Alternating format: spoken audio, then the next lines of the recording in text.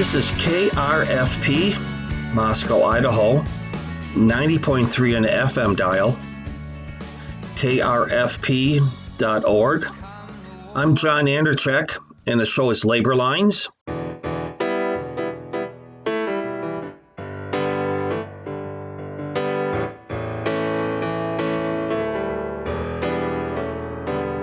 You better listen, my brother, 'cause if you do, you can hear there are voices still calling from across the years.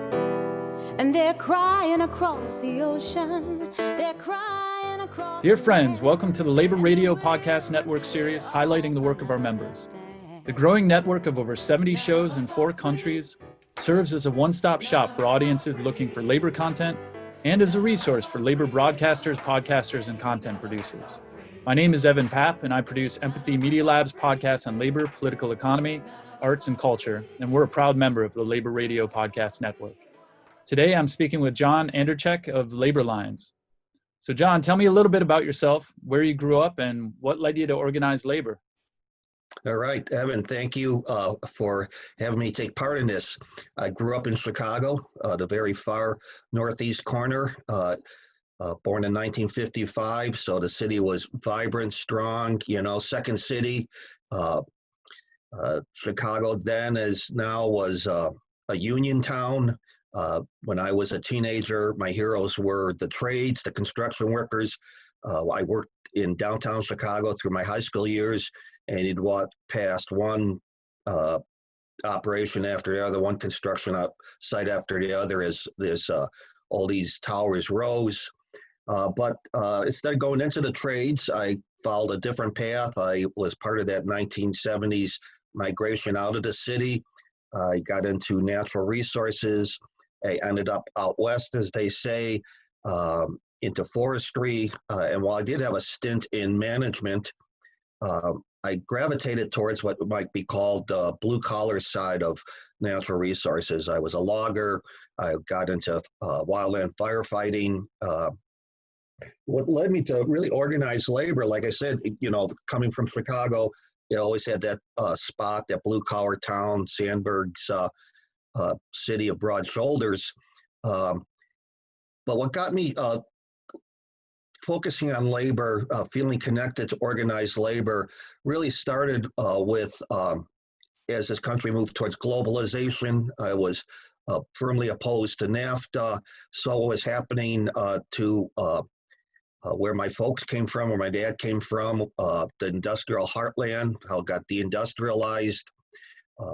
I followed the stories, the fights, the narratives that we saw in the 80s with the rise of Thatcherism and Reaganism, identified with the struggle of the miners in the UK, and also on the other side, the Solidarity movement in Poland, and what really struck a chord, because it happened literally at the same time, was Reagan and PATCO, the destruction of the Professional Air Traffic Coordinators Union.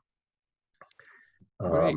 And could you talk a little bit about you said your father and his experience in the heartland and some of his work as well. Could you talk a little bit about that as we were discussing before we began recording? Well,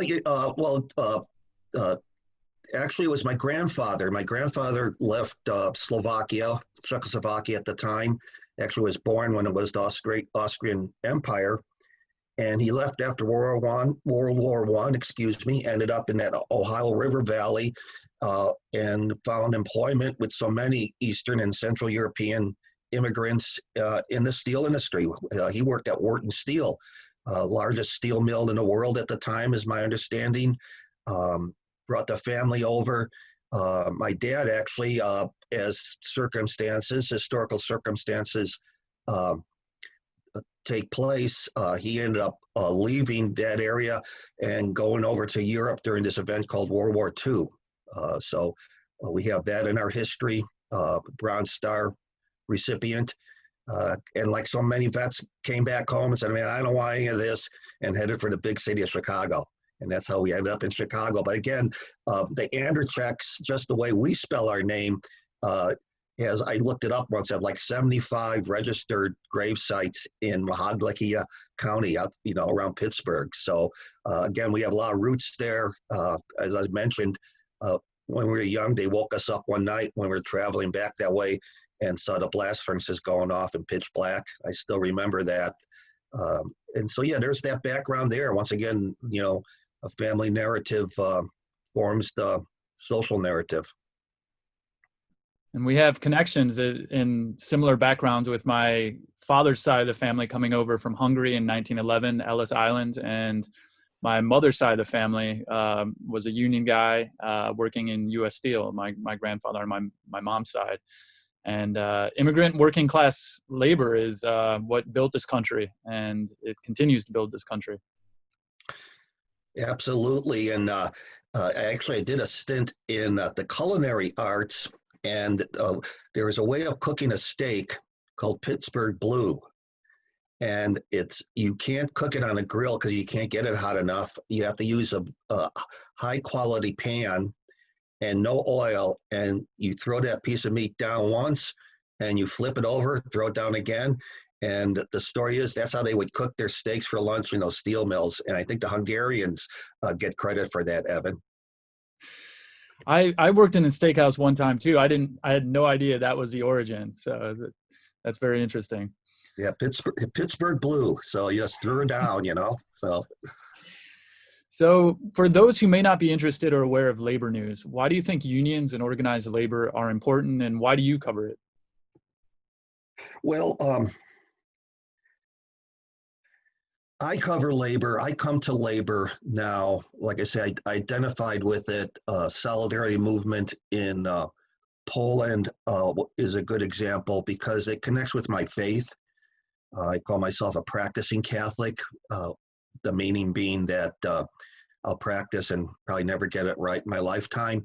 But the teachings of the Catholic Church of unions being an indispensable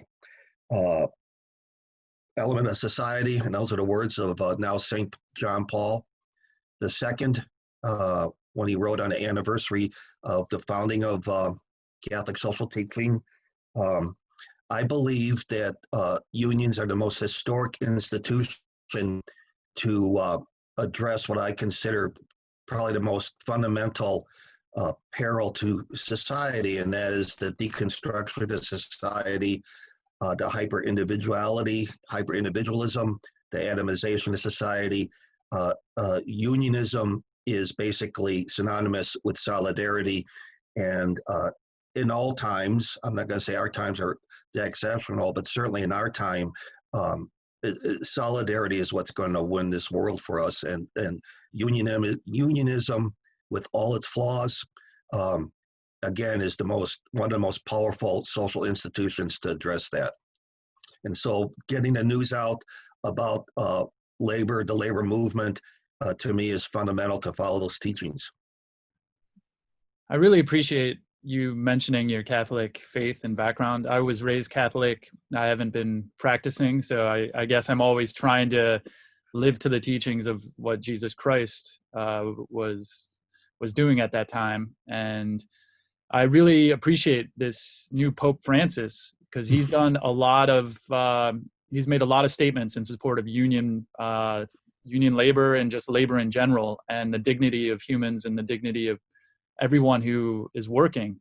And there is a civil war going on right now in the Catholic Church. A lot of people aren't aware of it, but there are factions on the far right that do not like this Pope in the church. And I think all Catholics and people of good faith should really support Pope Francis in this struggle against some very reactionary, I would say almost proto-fascist elements within the Catholic Church that have been there for a very long time, and they are there's a war going on. So I just want to mention that.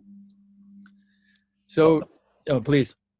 Well, my wife and I, we say we're on the Frank team. I think, again, being a religious person, attempt to be spiritual, I think Francis came at our time, the times that we need him. And I often quote an address he made to the Italian equivalent of the AFL-CIO, which I found in my newspaper that I would get from my union, the International Brotherhood of Electrical Workers, where he speaks of the role of unions and that those of us in unions fulfill only part of our mission by serving our members, that our mission in organized labor is to serve all workers.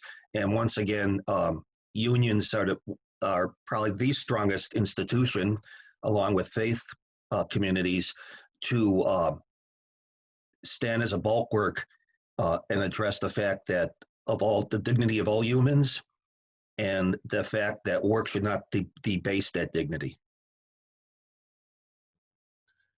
Well, John, could you talk a little bit about Laborlines and how you bring these perspectives in? And what was the process with you starting the show? And some people may be interested in starting their own show. So could you talk a little bit about that process and what your show is about? Sure. It was a matter of circumstance, I guess. I'm a member of a regional chapter of the Democratic Socialists of America. And one of the fellow members is both a show host and producer and board member to KRFP out of Moscow, Idaho. And almost by chance, he just mentioned to me that the radio station takes proposals about 3 times a year for shows. And I had been considering starting a Facebook group that would serve as a bit of a clearinghouse for what was going on in the labor movement. I was impressed by the increase in the strike wave and such things. And so I wrote this proposal. I came up with Laborlines, like picket line. I said it was going to be music, news, commentary, maybe labor history. And as the old expression goes, he could have knocked me over with a straw when I got a call from our great station manager, Lee Robertos, saying that was a content that they wanted. They did a lot of music. They do a lot of, our station does its own news production 5 days a week, but it does a lot of music and all. And so I started out with that. I did it with news that I would glean from the internet. I was real slow with interviews. I threw out some music via iPad. And then with COVID, I transitioned to producing at home as we're sitting here now. Like I said, my production room / guest bedroom. And I use Audacity software. And now the show mostly consists of interviews, since it's pre-recorded. News gets to be less timely. I'm not reading news as much as interviews and music. And then I just transitioned to podcast, thanks to Labor Radio Network's Harold Phillips. He encouraged me to go into podcasts, and that's a real easy transition. A person can't get a venue on a radio station. There's podcasting out there for all of us, Evan. And I love listening to your podcast as well. I've done some edits for your podcast to bring it into the Labor Radio Podcast Weekly, and some beautiful music and conscious music that I really appreciate. And I do want to touch upon one story that I listened to about the New York City Restaurant Workers Council organizers. And I've myself worked in many different restaurants, and I actually love the culture, and I love the solidarity usually with the workers. Always there's tension between management and workers in restaurants as well. And there's also a huge discrepancy between the oftentimes undocumented workers that are being taken advantage of to create a 2-tier system. And I'm not sure if you could just say a few words about that interview and just kind of that focus that you did in that program. Well, Evan, thanks for bringing that up. That was one of my most moving interviews, and a great juxtaposition. Here I am, as the song used to go, my own private Idaho, and the interview had all that background noise of New York City. We had to stop for the sirens and this and that. It was my first bilingual. The one guest spoke only Spanish. The facilitator, Diago, translated back and forth. And I am very impressed by that group's commitment to building a democratic independent unionism for restaurant workers industry-wide. I call it the long march. It's not the easy work. But I think it's absolutely necessary because to build worker power. And I agree 100% about the culture of food service restaurant works. I think it's the most popular front of the workforce. It brings in people from everywhere. And my mother was a waitress, as we called it in Chicago, food server, all her working life. And I look back and see how it really formed her. She was much more open. I remember commenting on the Loving decision. If you recall, the Loving decision that struck down laws that barred interracial marriage. And she was so used to working with people of all backgrounds, persuasions, races, that she just commented on how right that was. And so it is a great popular front. It is a great place. And there is a lot of tension and a lot of attitude in the restaurant workplace. That's good. So talking a little bit about the Labor Radio Podcast Network, as a member of the network, could you talk about how you heard about it and why you think this network is important? Well, I'm not sure how I heard about it. I think I came across one of the founders, Harold Phillips. I think he joined.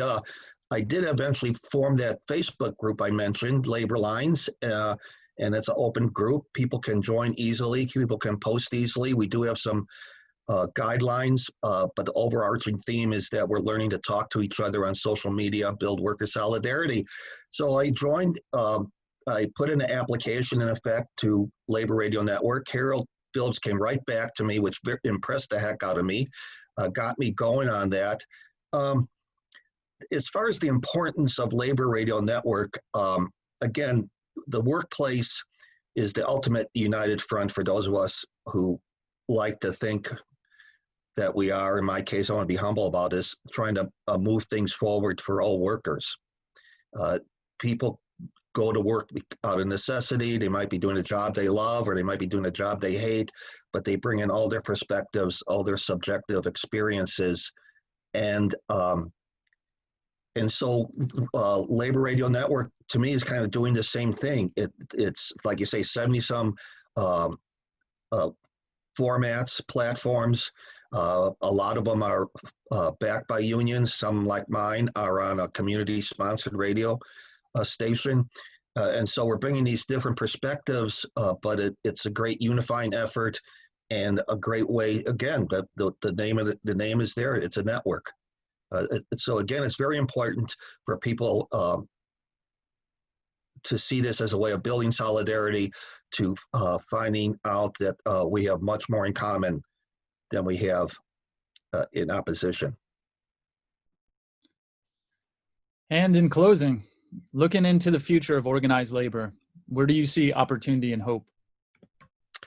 I see opportunity in the bargaining for common good movement that we're seeing. Great examples would be the strike in Los Angeles by the teachers union. I think it was just this year under their great leadership, Alex Caputo Pearl. Chicago Teachers Union, the same thing, where they're taking on the entire front workers face, not just in their union members and wages and benefits, but in housing, the cost of housing, of their constituency, the students. So impressed by how they organized the parents, the community members. When you had 50,000 people show up on a rainy day in Los Angeles, the first day of the strike, of the teachers down there. Restaurant Workers Council, like we talked about before, the movement to organize democratic independent unions. And actually, I'll just throw this out. There is actually an organization called Bargaining for the Common Good, and you can find that on the internet. And I've actually interviewed one of their lead organizers, and I'll put that back up on the podcast. That was from Stephen Lerner. Yes. Yeah, that was a great conversation, and I really appreciate the questions you were asking, and he's a fascinating guest, and I learned a tremendous amount listening to that. So, yeah, Stephen Lerner. So yeah, my only caveat with Hope is I think we're uh, the top leadership of labor, organized labor, has yet to figure out a way out of this box of the two-party system, and I know it's a tough one. The opportunity to build a labor party in the United States at a national level is tough, but we'll see what happens. There's a lot of leadership coming up from the bottom. John Andrechak of Laborlines, thank you so much for all the work you're doing. Same to you, Evan. Thank you so much. Thanks for this opportunity. And again, urge you folks to check out Labor Radio Network and all the great shows on it.